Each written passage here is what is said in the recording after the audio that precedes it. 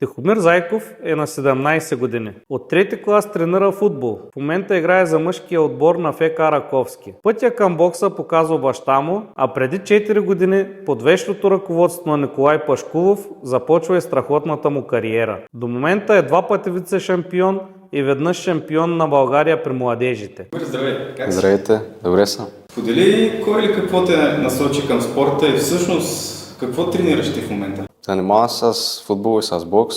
Запалих се по бокса от баща ми на 13 годишна възраст, а от футбола с приятели ритаме по уличките, в игрищата, в училищата и така. Каква е емоцията от ринга и от терена? Те приличат ли си или са много различни? Приличат се, но да, различно са, защото на терена е друга емоцията, там е отборен спорт, трябва да се помагаме, трябва да се покриваме, нали? Да има колектив. А на ринга си сам с треньора, но там напрежението е по-голямо, защото всеки разчита на теб. Подели наистина какво е отношението на треньорите в индивидуалния спорт и в колективния и как това ти помага да израстваш като спортист? В колективния треньора, нали, Петър Атанасов, той иска да бъдем отбор, да не се караме, да бъдем задружни и да бъдем сплотени. В бокса Николай Пашкулов иска да имаме самочувствие, да се развиваме и да вярваме в себе си. Той постоянно не подкрепя. Всъщност какво значи спорта за теб? Спорта за мен е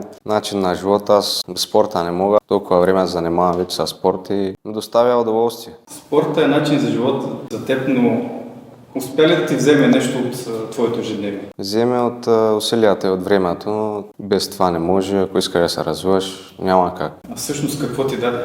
Ми дадеме много позитивни моменти, дадеме умения, приятели, много позитиви като цяло. Каква е твоята мотивация да продължаваш? Как се виждаш след време? Моята мотивация е да не спирам да се развивам и да бъда най-добрата версия на себе си и дай Боже да стана шампиони при мъжете в бокса. Това не е въпрос дали, въпросът е кога.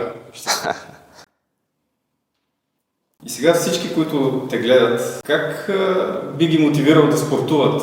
Защо да спортуват? И какво би им донесло това да спортуват? Бих им казал да спортуват, защото спорт е здраве и има много хубави моменти. Като цяло се чувствате много по-добре и много по-щастливи. Подели за щастие. Можеш ли да ни опишеш емоцията, когато в двубой с твоя конкурент побеждаваш и се окичваш с призовите места?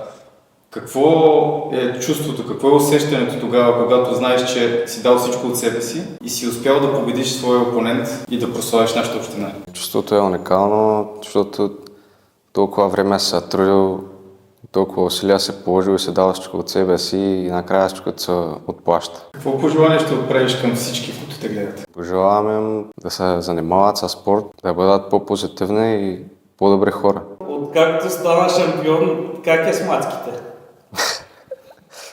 Ами, добре, няма да се оплача. И откъде дойде прякорът Дебала, който го измисли? Още от малък, когато започнах да се занимавам с футбол, треньорът ми беше Александър Керен. Съжет. Да, и той ми го измисли. Благодаря. И аз благодаря.